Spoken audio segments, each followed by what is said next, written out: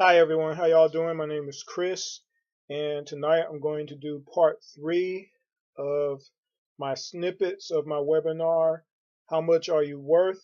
In the previous two videos, I spoke about a couple of companies that I used to work for.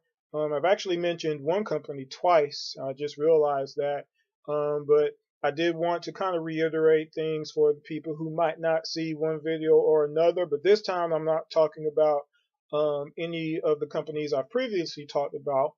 I'm going to talk about another company that I used to work for.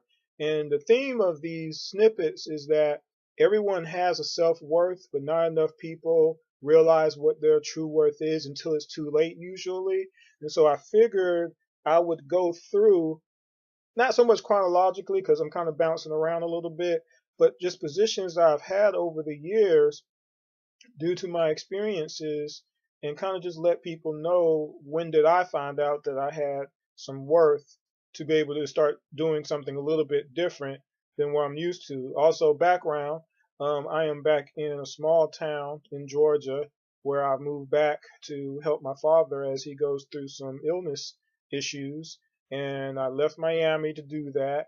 And I left the position there, and even though I had a new position that actually had asked me to maybe work with them, I turned it down.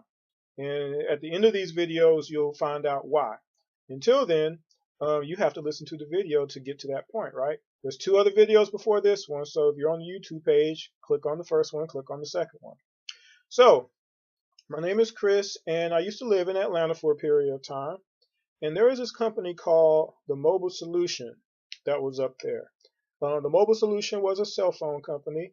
They had, I want to say AT&T, and T, and I want to say it was T-Mobile. Could have been Sprint, but I think it was T-Mobile. And they had 13 locations, 14 locations before one of them closed in Atlanta. I was a corporate recruiter for that company. I initially had interviewed for a sales position. And the person interviewing me looked up my resumes, talking to me. He was like, "Would you be interested in a recruiting position?" I was like, "Well, I've never done it before, but yeah, sure, I guess." How much does it pay? Right? So I was interviewed by a couple of different people, regional and all that kind of good stuff. I got the position. And with cellular, of course, now even 5, 6 years ago, cellular is never going to be small, right? Um, when you're talking about having a subsidiary of one of the big boys, Sprint, T-Mobile, AT&T, Verizon, it's a matter of, marketing, placement, things of that nature.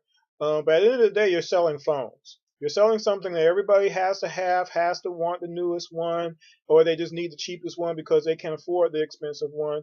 Nobody wants to make a commitment, so they're willing to pay $400 or $500 straight up for a phone, so they don't have to sign a contract, all that kind of good stuff. Well, see, my position was I had to hire the people to do the sales part of it. And in our particular company, we didn't pay any salaries. We didn't pay no hourly. If you wanted to work for our company, you worked straight commission. You didn't get paid unless you sold a phone. In our company, you weren't having a job if you didn't sell at least 40 phones a month. Okay? How many phones is 40 phones a month? That's about two a day, give or take. All right. So I had 13 locations. So we were talking about, this is what I had to do. From 9 o'clock in the morning to 9 o'clock p.m., sometimes I'm straight interviewing people. I'm going from location to location, stack of resumes, either electronically or people leaving their stuff at the desk or the kiosk or whatnot. I'm calling people, I'm phone interviewing, I'm setting up interviews, I'm doing that. If I get people who I like, I do second interviews, have them with the regional manager of the location and whatnot. If that regional manager likes them, I do the background check. If the background checks comes back positive, I get them into training. Eventually, they pass through training to get them to the location, and hopefully, a month from now, they don't quit.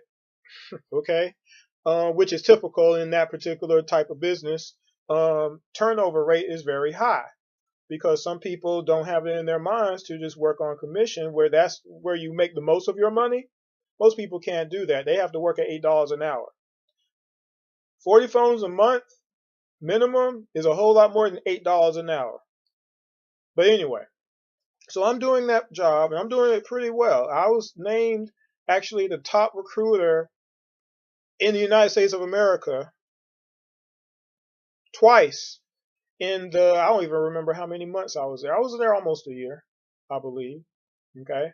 And at the end of the day, though, there was just a lot of stuff that started happening in that company, bits and pieces of it that just didn't really sit well. You know, there's a lot of people in that in a company in companies like that, unfortunately, that try to take advantage of things, like people turning on phones with Social Security information and things of that nature. Where people use, credits that have been approved, but the person might have changed their mind, all that kind of good stuff, and people activate a phone for the sake of getting their two phones for the week. People were doing that. Regional managers was doing that sometimes. I find out. I'm like, man, yeah, somebody is gonna get in trouble. But really, what was disturbing was at a certain point, I was told to do something that was obviously illegal, and I didn't do it. I was told to basically be discriminatory to a race and a gender. I was told to not hire any black women in Atlanta for any of my locations. Now, mind you, we're in Atlanta, Georgia. I used to live there. Atlanta, Georgia has a lot of black people, don't they? Right? So for someone to tell me not to hire any black women, how is that going to, like, again, we're talking about, we had locations in every mall in Atlanta for the most part. Okay, we didn't have one in Lenox at the time. But all the other major malls in Atlanta, we had at least two locations, if not at least one. Okay. So how would it look if I had no black women at any of the locations? North Point Mall, North Lake Mall, right? Stonecrest, right? So I didn't abide by that, call. And eventually, somehow or another, they found a way to fire me.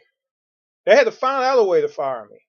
Okay, mind you, because they couldn't fire me just for, oh, Chris ain't coming to work, Chris ain't doing his job. They couldn't do that. They knew that. And so when I got fired, I found out I got fired. I had to go to the office, and they're like, well, you need your company phone and all this kind of stuff. I'm like, wait a minute, what's going on here again?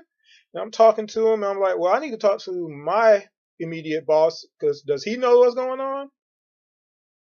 And I need my money. I need my bonus. I made sure I got paid. Thing of it is that a lot of people in the company got fired not too long after me. At the end of the day, the company went out of business. Okay, but going back to how much am I worth? Because that's the theme of this particular video, as with the other videos, was that for all the people that I hired, they made a lot of money. They made the company a lot of money. There are cell phones that are still active because of my work. Because the people I hired didn't quit. People I hired sold a whole lot more than 40 phones a month. A lot of them were averaging 60, 70 phones a month. Now, I'm not going to really give you the equations on how much that is, but just think about how many bills were activated each month. 13 locations, average of 4 people a location, 7 days a week.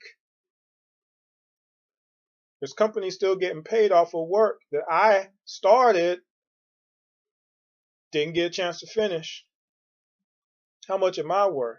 Because I only got paid a bonus once a month based on how many phones employees sold that month. So you tell me. So in your case, if you're in management, you're a recruiter, you're over people, where are you standing when it comes down to that paycheck, and you're responsible for the productivity of the company? You're responsible for revenue that's coming into the company. How much of that revenue are you truly getting for your hard work? Mind you, again, there was times where I was working from 9 o'clock to 9 o'clock every day, and sometimes after 9 o'clock, because I just had that many people waiting for an interview, right? I work remotely from the house sometimes in Buckhead, Atlanta, in my condo, right? But how much am I worth? How much are you worth?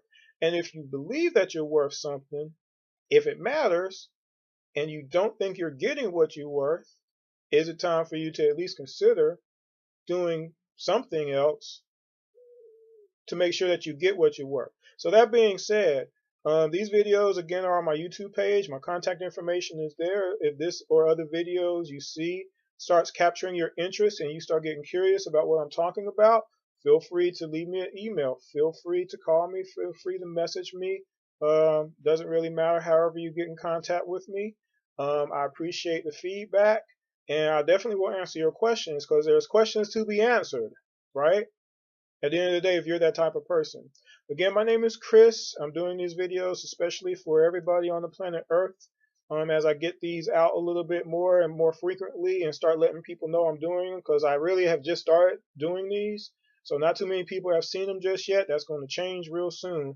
I'm just at least getting a couple out, timing myself a little bit. But these are going to be pretty regular from here on in. So hopefully y'all appreciate them. How much are you worth? That's the question. Part 4 is coming real soon. Y'all take care.